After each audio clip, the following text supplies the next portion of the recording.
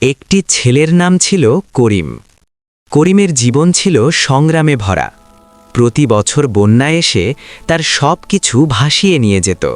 সবাই করিমকে বলতো, ভাগ্য খারাপ, চাষবাদ দাও।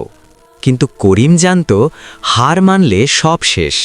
একদিন করিম শিখল উঁচু বেড পদ্ধতিতে চাষ, যাতে বন্যার পানির ওপরেও ফসল টিকে থাকে। প্রথমে ঝুঁকি ছিল, ভয় ছিল মনে, তবুও করিম সাহস করেছিল। ফসল বাঁচল, লাভ হল, করিমের পরিশ্রম সফল হল।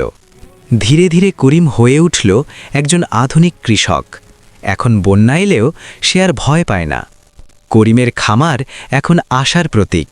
একজন মানুষের সাহস বদলে দিতে পারে তার ভবিষ্যৎ।